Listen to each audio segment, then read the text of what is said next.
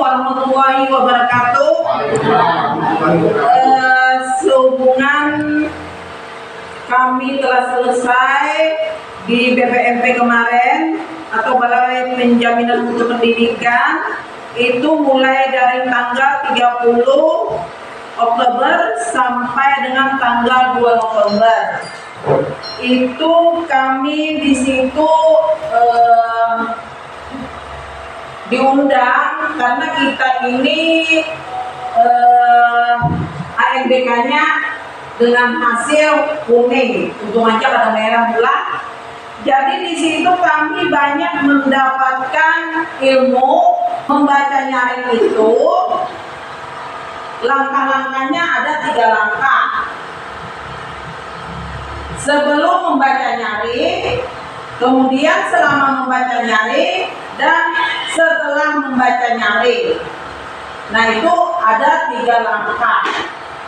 Kemudian dilanjutkanlah oleh Pak Yul. Nah, kenapa kita sampai di situ seperti apa yang disampaikan oleh Ibu Siti Hawa bahwa karena pendidikan kita untuk bagian literasi adalah kuning, di mana itu adalah kategori itu adalah sedang. Yang dihadirkan oleh pemerintah provinsi adalah hijau atau baik.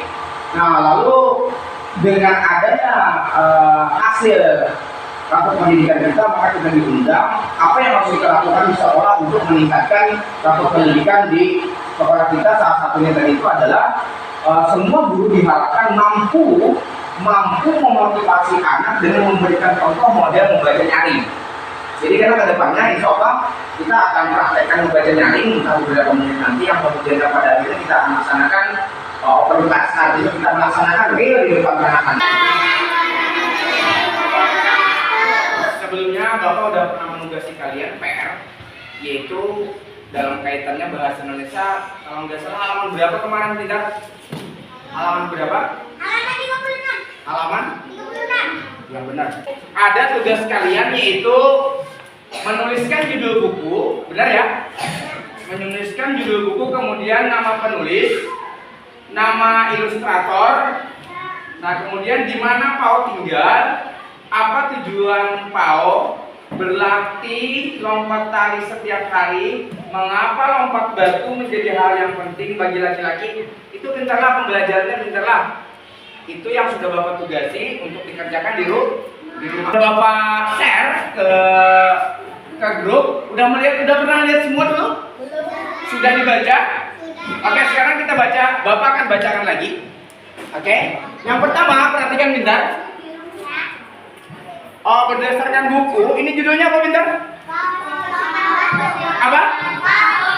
Oke. Ini adalah judulnya PAO si pelompat batu. Dari mana kamu lihat?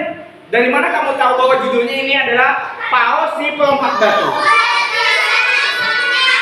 Apa? Ada tulisannya. Di sini ada juga penulis. Ada tulisannya penulis T. Sandi Sitomorang. Itu ada tulisannya juga. Kenapa bukan itu yang kamu anggap sebagai judul? Karena berbeda. Karena berbeda. Apanya yang berbeda? Apa? Karena itu bukan nama judulnya. Oke, karena itu bukan nama judulnya. Oke, mantap. Dari ini adalah kira-kira isi buku atau sampul buku? Ini termasuk sampul buku atau isi buku? Sampul. Sampul atau isi? Si. Menurut nama apa? Sampul. Ada batu, ada rumah, ada awan-awan, ada pohon-pohon atau tumbuhan. Pertanyaannya, kenapa pohon ini diberi warna hijau? Karena semua pohon hijau. Kenapa? Karena daunnya berwarna hijau. Boleh nggak Bapak kasih warna hitam kira-kira? Kenapa? Karena daunnya berwarna hijau. Oke. Warna hijau. Pernah kalian keluar malam? Pernah keluar malam? Pernah lihat pohon di saat malam bagaimana warnanya? Kapus ini itu adalah ringkasan kata-kata yang sudah dibuat oleh si penulis atau ringkasan yang berkaitan dengan buku. Teman mengajakku berlibur ke Teluk Dalam, Pulau Nias. Sudah 2 tahun paman mengajar di sana. Oke. Sudah 2 tahun paman mengajar di sana. Yang cerita siapa? Si paman atau si anak-anaknya ini? Ayo. Yang anak ini atau yang dewasa yang bercerita? Anak-anak. Kira-kira tahu nggak siapa namanya? Tahu. Yang ini apanya? Ayahnya atau pamannya? Karena udah ketahuan di situ pintar. Paman mengajarku berlibur ke Teluk Dalam Pulau Nias. Sudah 2 tahun paman mengajar di sana. Oke, pertanyaannya, dia si Paul ini kemana dia? Kemana? Ke Pulau? Ke Pulau Nias. Faktor-faktor yang menentukan. Nanti Pak Yul akan memperagakan bagaimana cara baca nyaring dan bagaimana cara membaca bersama. Bukan hanya sekedar membaca nyaring atau membaca bersama, tetapi lebih daripada itu. Yang namanya literasi bukan hanya sekedar keterampilan menulis, tetapi juga pada akhirnya dengan kegiatan literasi siswa-siswi kita nanti diharapkan memiliki kemampuan baik itu menganalisa, kemudian dia menelaah, kemudian juga yang pada akhirnya dia mampu mengambil suatu kesimpulan berdasarkan apa yang ia lihat. Ini nak, ini gambar apa? Gambar apa terserah. Misalnya adalah Indonesia dan sebagainya, kemudian warna buku harus kita, walaupun kita tahu dia pasti bisa menjawab kok, tetapi dengan demikian pada akhirnya akan tercipta sebuah kepercayaan diri untuk mengungkapkan perasaannya. Jadi jangan heran apabila ada terbiasa kekanakan suruh maju, nganga-nganga berdiri takutan, bertahu apa yang melakukan gerakan. Kan akan juga berkaitan dengan membaca. Apa yang harus kita ketahui adalah misalnya judulnya apa, nak? Judulnya apa? Kemudian siapa penulisnya?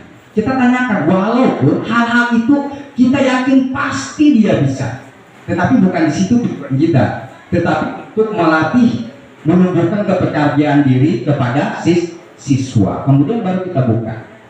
Kemudian juga sebelum itu kita harus menstimulus apa yang akan terjadi di dalam buku dengan memberikan bentuk pertanyaan. Kira-kira di dalam buku ceritanya apa? Biarkan dia untuk memberikan supaya dia daya analisisnya bisa bekerja.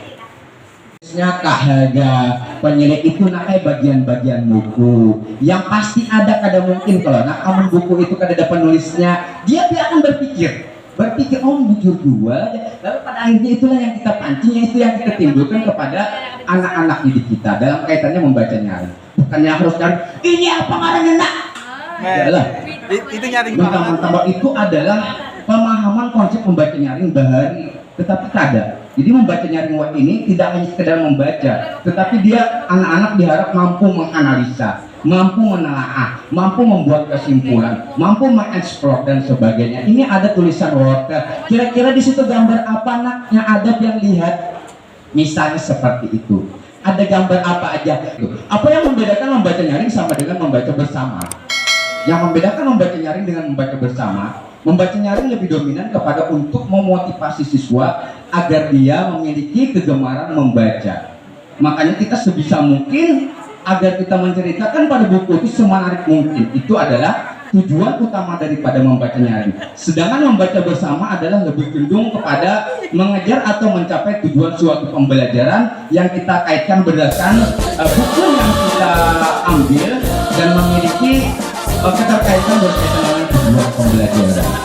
Jadi menurut saya sekedar untuk yang ketahui apa itu berkaitan dengan membaca nyaring. Mudah-mudahan suatu saat kita akan bisa melepas lebih dalam lagi berkaitan dengan membaca nyaring dan membaca bersama. Assalamualaikum warahmatullahi wabarakatuh.